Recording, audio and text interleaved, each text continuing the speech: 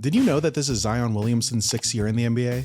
Obvious, I know, but let me tell you, I was surprised when I looked it up. In his 6th year, LeBron would already win his first MVP and had already made the finals. Kevin Durant would finish second for MVP in his 6th year. He'd win it the very next. Anthony Davis finished third in both MVP and Defensive Player of the Year, and was already a 3-time first-team All-NBA selection. Zion's path has been more thorny. The Pelicans have only made the playoffs twice since he was drafted, but he's never even played a single minute. As far as accolades go, he's made the All-Star team twice. That's it. No All-NBA, no MVP ballot appearances, he didn't even win Rookie of the Year.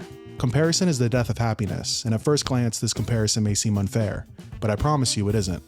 I specifically chose those players for a reason.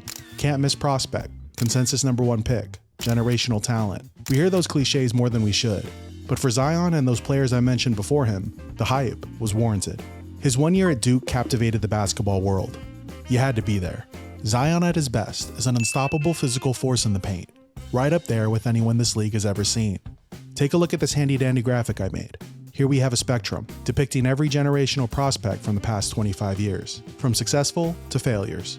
And remember, these are prospects considered to be generational at the time they were drafted. So no Curry, no SGA, no Giannis, no Jokic. Obviously, it's still too early to judge Wemby. Now let me ask you, based on what his career has been so far, where would you put Zion? I bet most of you said the failure side of the spectrum, right? And you wouldn't be wrong. Zion's journey should be far from over. 6 years can be as little as a third of an NBA career nowadays.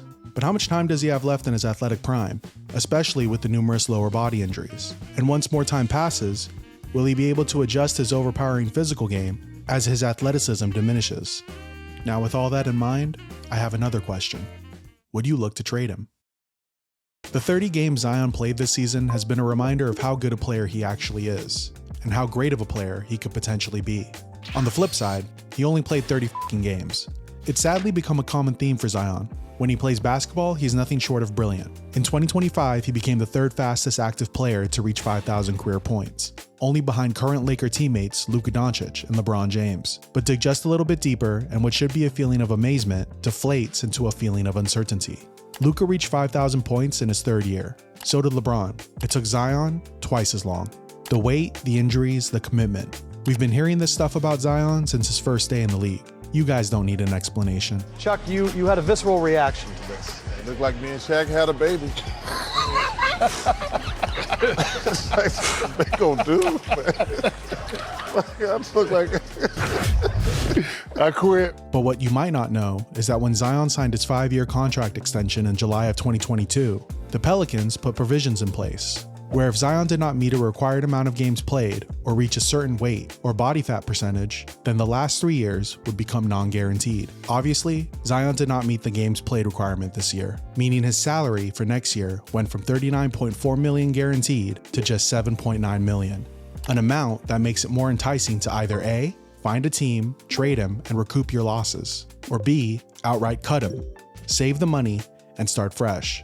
Building around the sharpshooting Trey Murphy III, defensive stalwart Herb Jones, promising rookie Yev Messi, and whoever they decide to pick in a loaded draft class. And don't worry, they'll have a high pick. Yeah, Pelicans are eliminated. In March?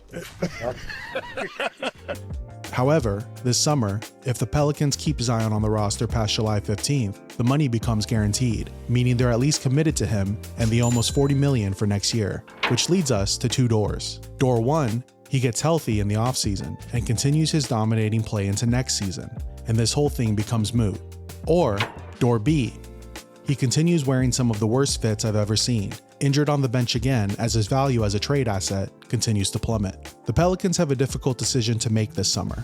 Again, let's take a look at his stats from those 30 games. Now take a look at this tweet. Here's a look at this sick dunk over Defensive Player of the Year. Here's a look at something sick. Congratulations, you're now the Pelicans GM. You wake up and it's July 15th. I ask again, what would you do with Zion? Time's up.